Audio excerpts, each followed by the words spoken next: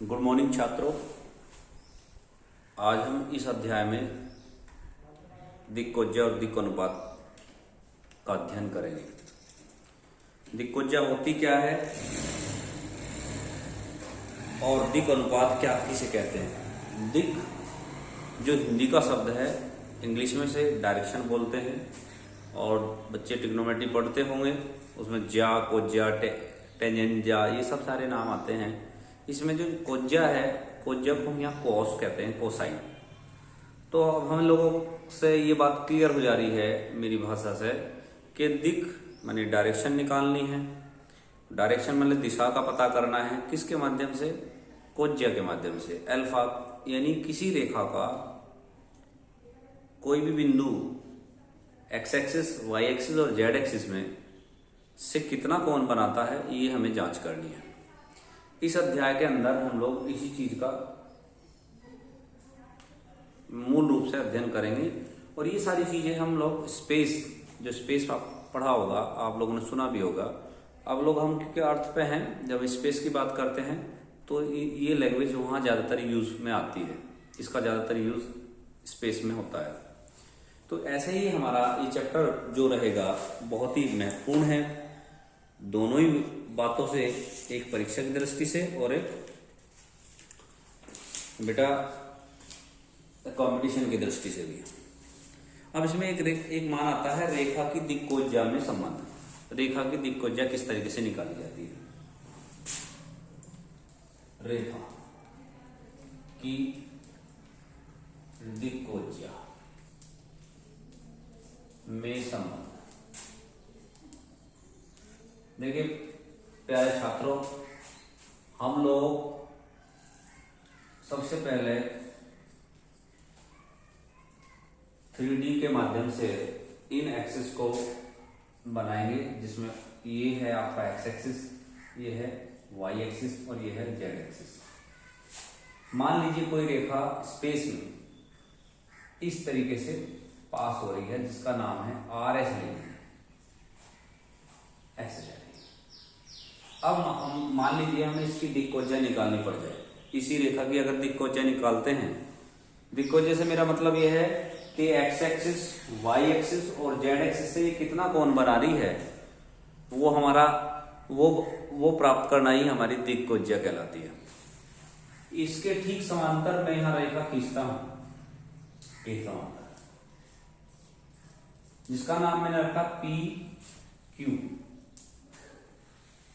तो अब अगर इसकी कोण की बात करें एक्स एक्सिस से, यहां से ये एक्स से जो कोण बनाएगी, मान लीजिए अल्फा कोण बनाती है, मान लो, क्योंकि मेरा कहने का मतलब सिर्फ इसकी सतह दिक्कोज्जा का कि एक्स एक्सिस से इसका कोण अल्फा है और वाई एक्सिस से ये बीटा रहेगा, और जेड एक्सिस से बात करें तो गामा हो जाएगा। Cos alpha, cos beta, cos gamma ही हमारी दिक्कोज्जा कहलाएगी। तो हमें करना क्या है, हमें ये निकालना है कि एक्स एक्सिस से अल्फा कोण इस रेखा का कितना मान ये प्राप्त होता है, यानी कितना मान निकलता है, ये हमें ज्ञात करना है।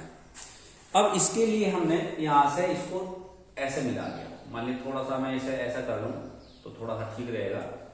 एक्स इसको अगर ऐसे मिला लिया जाए, इस तरीके से मैच कर लिया जाए A B बिंदु पर, या PQ बिंदु कह लीजिए, तो ये चीजें ये 90 डिग्री हो जाएगी। ये भाग 90 डिग्री होगा, ये ध्यान रखना, ये 90 डिग्री होगा। अगर मैं इसे अलग से दिखाना चाहूँ, क्यों 90 डिग्री होगा कि जो एक्सिस हैं, एक्स एक्सिस, वाई एक्सिस और जेड एक्सिस, ये एक दूसरे पे 90 अंश का कोण बनाते हैं। जब ये 90 अंश का कोण बनाते हैं, जो भी रेखा उससे ड्रॉप की जाएगी वो 90 डिग्री के एंगल पर होगी।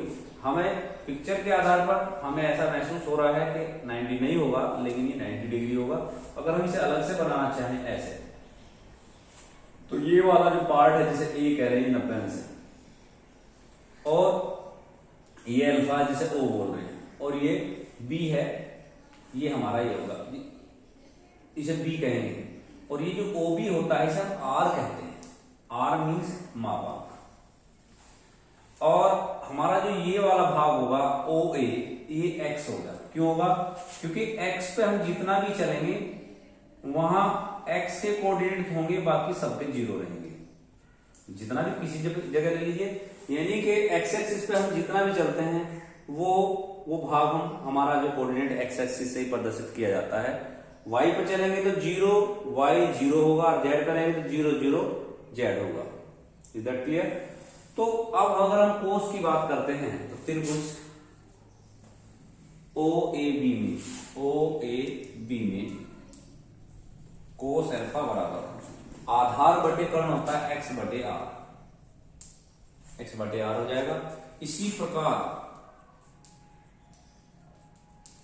कोस बीटा वाई बटे आर, कोस गामा जेड बटे आर होगा। अगर इससे संबंध निकालना, जो मैंने एक वर्ड लिखा है संबंध निकालिए, तो संबंध क्या होगा? अगर इनका मैं वर्ग करके, तीनों का वर्ग करके जोड़ने पर cos square alpha, cos square beta, cos square gamma is equal to x square upon r square, y square upon r square, z square upon r square, ये हो जाएगा। तो ये हो गया आपका x square plus y square plus z square upon r square. R क्योंकि यहां अगर बिंदु की इस बिंदु की बात करते हैं बी की, तो बी बिंदु के जो निर्देशांक है एक्स वाई जेड है, क्योंकि ये बिंदु जहां भी, अब आप मान लीजिए हम इसमें लेंगे तो भी एक्स वाई जेड होंगे, लेकिन एक माइनस का एक प्लस का एक माइनस का हो जाएगा। तो प्रथम कोऑर्डिनेट में जो हो जाएगा, जो प्रथम चतुर्थांश अष्टक जो बोलते हैं, उसमें एक्स वाई जेड इसके कोऑर्डिनेट होंगे। तो आर का मान जो ये आएगा root x square y square plus z square. तो ऐसी स्थिति में ये हमारा एक रिजल्ट निकल कर आता है cos square alpha, cos square beta, cos square gamma is equal to 1। इसे ध्यान रखना है, और ये भी ध्यान रखना है कि कोस अल्फा, कोस बीटा व कोस गामा को क्रमशः एल एम व एन भी कहते हैं। इससे भी प्रदर्शित करते हैं, शॉर्ट में एल एम एन भी कहा जाता है। तो ध्यान आया होगा। इसके आधार पर हाँ l square plus m square plus n square equal to 1 भी होगा, ध्यान रखेंगे आप लोग। अब आ जाते हैं एक्सरसाइज के। एक्सरसाइज करने के लिए फॉर्मूला आप लोग देख लीजिए।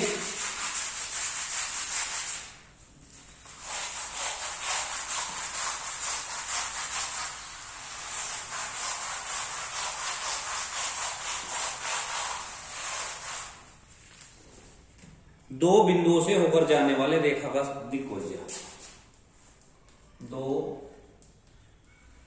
बिंदुओं से जाने वाले रेखा की दिक्कोज्या। वैसे ही समझेंगे जैसे मैंने अभी थोड़ी देर पहले समझाया है, एक्स वाई जेड। मान लीजिए कोई दो बिंदु हैं P और Q, Q के निर्देशांक हैं x2 y2 z2 और P के निर्देशांक हैं x1 y1 z1।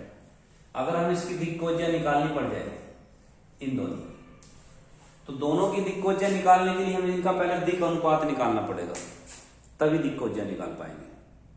कैसे निकलेगा आप समझिए मेरी बात को। तो फिर दिक्कोज्या निकालने के लिए हमें इसको यहां से मैक्स मिलाना पड़ेगा, यानी कि जब मैं इसको मिलाऊंगा तो एक्स एक्सिस से इसका कितना कोण बनता है P बिंदु का, वो निकालना पड़ेगा, ऐसे Q का निकालना पड़ेगा। तो दोनों के जब कोण निकालेंगे और दोनों के अंतर को हम अगर निकालते हैं तो PQ की दिक्कोज्या निकल के आती है।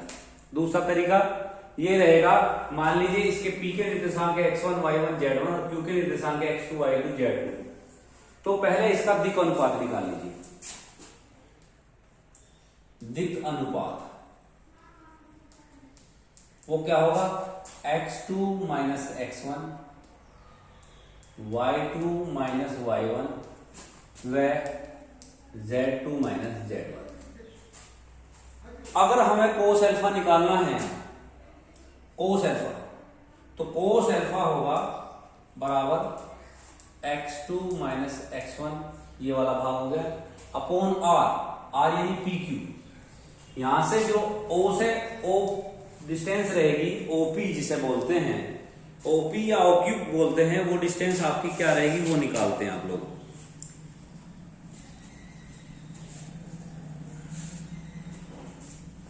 ये मान लीजिए आपका हो गया है AB यहां से,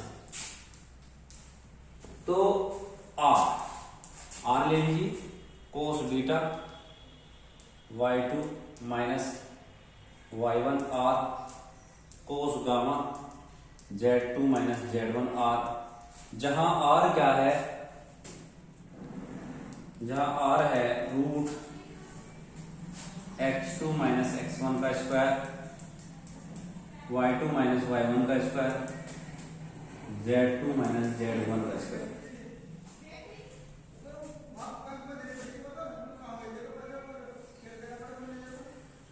तो ये आपका आ जाता है R का मान। तो जैसे ही मैं यहां R का मान रखूंगा वैसे ही आपको कोस alpha cos beta cos gamma की वैल्यू निकल जाएगी और यही हमारी दिक्कोज्या कहलाएगी। यानी हमें क्या समझना है, दो बिंदुओं से जाने वाली रेखा की दिक्कोज्या कैसे निकालनी होती है वो मैंने आपको बताई है। अब इस पर आधारित हम लोग सवाल करेंगे, उन्हीं सवालों के आधार और आगे जैसे जैसे हम बढ़ेंगे वैसे ही आगे की कंडीशन भी आपको समझाई जाएगी। पहले एक सवाल ले लीजिए, दो बिंदु दे रखे हैं,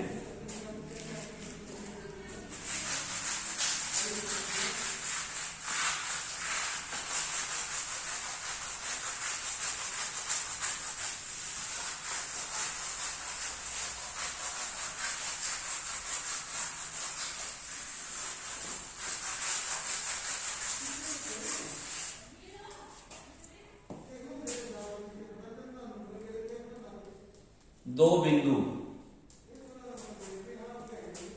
4 माइनस 3 माइनस 2, 4 माइनस 3 माइनस 2 तथा 2 3 4 का दिक्कोज्या ज्ञात कीजिए। दिक्कोज्या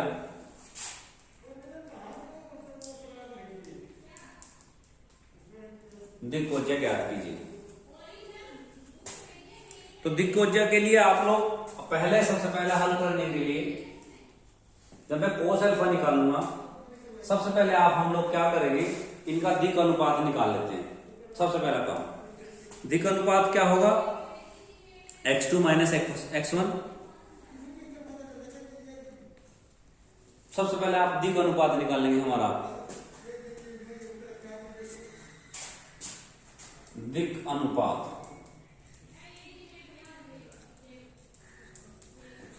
x2 2 माइनस 4,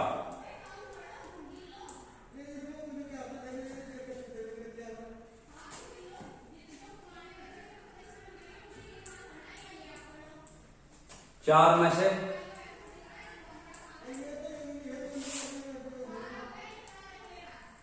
2 में से 4 गए माइनस 2, 6, 4 और 2 6, माइनस 2 6 6, ये आपका आ गया है दिक् अनुपात। यानी x2 minus x1, y2 minus y1, z2 minus z1, ये आपका निकल जाता है दिक् अनुपात। इसके बाद आती है दिक्कोज्या। दिक्कोज्या मतलब पहले आप लोग सबसे पहले एक काम कीजिए कि इसका जो r वाला पार्ट है जिसे हम r बोलते हैं वो निकाल लेते हैं। वो होगा 2 का वर्ग 4, 36 प्लस 36, 36 दूनी 72 और 4 76, 76। तो कोस अल्फा आपका हो जाएगा, कोस अल्फा बराबर -2 बटे root 76, cos beta 6 upon root 76 और कोस गामा 6 अपॉन रूट 76। तो ये जो कोस alpha cos beta cos gamma है ये आपका निकल जाता है दिक्कोज्या। दिक् अनुपात आप कैसे निकालते हो मैंने आपको क्लियर करा दिया, क्योंकि जब स्पेस के अंदर दो बिंदु P और Q P से Q तक जाता है तो कितना रेशो उन दोनों के बीच में बनता है वो इसका माइनस करने के बाद आपका निकल के आ जाता है। और x एक्सिस और y एक्सिस और z एक्सिस से वो कितना एंगल बनाता है P और Q, वो आती है आपकी दिक्कोज्या, वो इस तरीके से आप लोग निकालेंगे। देखिए आगे जो रहेंगे प्रश्न वो किस तरीके के प्रश्न हैं वो समझिए। एक आपका आता है, हेडिंग है आपकी, नोट करिए, 3 बिंदुओं से होकर जाने वाले 3 बिंदुओं के संरेखीय होने का प्रतिबंध।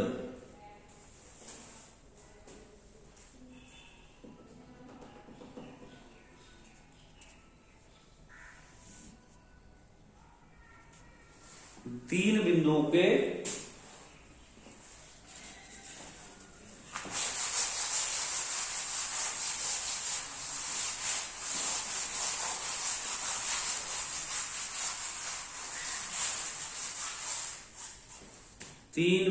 संरेख होने का प्रतिबंध। 3 बिंदुओं के संरेख होने का प्रतिबंध। तीनों बिंदु संरेख एक रेखा में होंगे, इसका प्रतिबंध कैसे हम लोग करेंगे वो समझिए बात को। सबसे पहले जो बिंदु दिए होंगे, मान लीजिए ए बिंदु दे रखे, उसके निर्देशांक है x1 y1 z1, बी है x2 y2 z2 तथा सी x3 y3 z3। तीनों बिंदु दे रखे, तो तीनों की सबसे पहले आप दिक् अनुपात निकालेंगे। ए तथा बी का दिक् अनुपात x2 minus x1 y2 minus y1 व z2 minus z1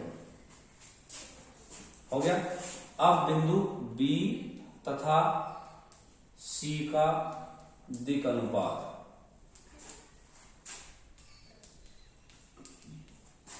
x3 B और C x2 y3 minus y2 व z3 माइनस z2। अब इनकी अगर रेशियो इक्वल आ जाती है, अनुपात इक्वल आ जाता है, ये बटे ये बटे ये बटे ये, अगर इनका अनुपात समान आ जाए तो ये एक दूसरे के संरेख होंगे। ए बी व बी सी का अनुपात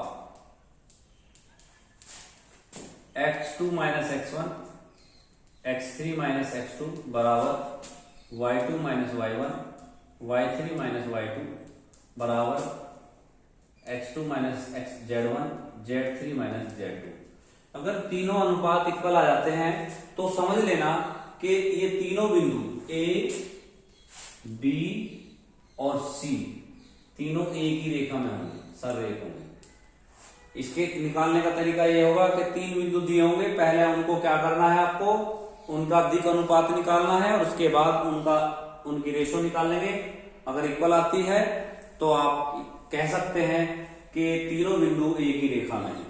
एक और तरीका है, वो दूसरा तरीका क्या है कि हम लोग इनकी डायरेक्शन रेशो भी निकाल सकते हैं, सॉरी दिक्कोज्या भी निकाल सकते हैं, उससे भी हम पता लगा सकते हैं, इसकी और इसकी अलग अलग, उससे भी पता लग सकता है। लेकिन आप एक ही मेथड को ध्यान में रखते हुए काम करेंगे। अब इन पर आधारित जो प्रश्न है, एक्सरसाइज दी हुई है प्रश्नावली, वो हम लोग कर लेते हैं। जो सवाल अलग रहेंगे उन्हें कर, जो सवाल डिफरेंट हैं उनको मैं समझा देता हूं और जो एक जैसे हैं वो आप एग्जाम्पल से देके हल करेंगे।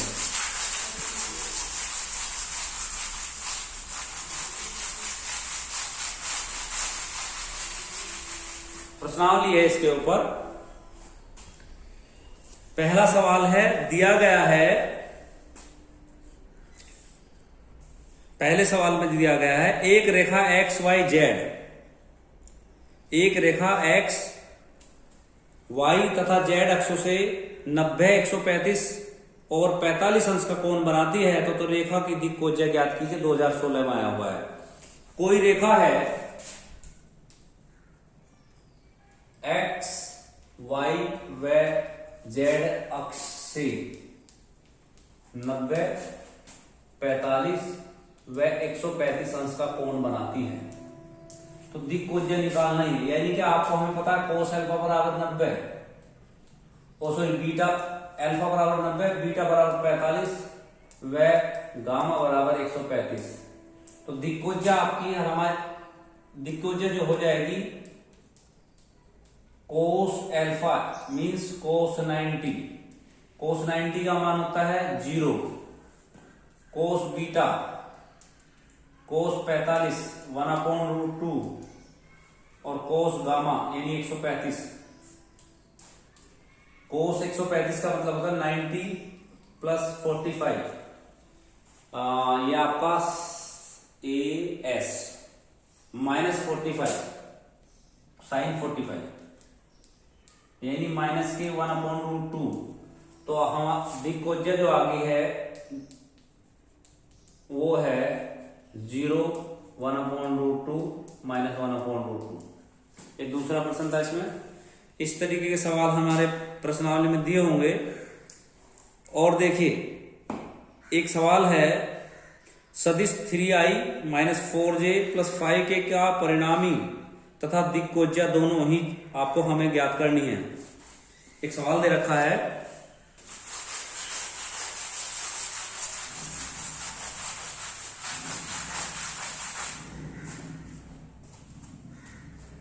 सदिश 3i - 4j + 5k का परिणामी मतलब मापांक। मान लीजिए वेक्टर ए है तो ए का मापांक √9 + 16 + 25, ये हो गया 25 यानी 50, 5√2 50 हो जाएगा। और इसने कहा दिक्कोज्य है cos alpha 3/5√2, cos beta -4/5√2, cos gamma 5/5√2 means 5 से 5 कैंसिल हो जाएगा 1/√2। ये आपका आ गया दिक्कोज्य। इसके बाद सवाल देखिए दर्शाइए कि सदिश i + j + k निर्देशांक अक्षों से OX, OY और OZ से बराबर कोण अंतरित करते हैं। ये भी 2017 में आया है। तो आप लोग कैसे निकालेंगे इसको? देखो I J K ये सदिश दे रखा है, इसकी दिक्कोज्या निकालनी है। तो कोस अल्फा बराबर 1/1² + 1² + 1² मीन्स 1/√3, कोस बीटा 1/√3 और कोस गामा 1/√3। तीनों इक्वल आ रहे हैं तो लिख सकते हैं अल्फा बीटा व गामा कोण OX, OY और OZ से बराबर कोण अंतरित करते हैं। बराबर बराबर आपको दिखाई दे रहा है। और आइए आप इसी तरीके का एक सवाल है, पूछा गया है कि यदि सदिश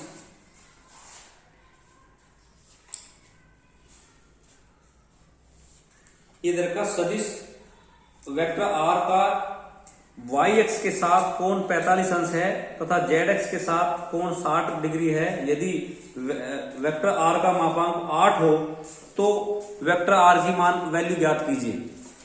ये आप सवाल देख सकते हैं यहाँ। रजिस्टर अटेंडेंस रजिस्टर पर है।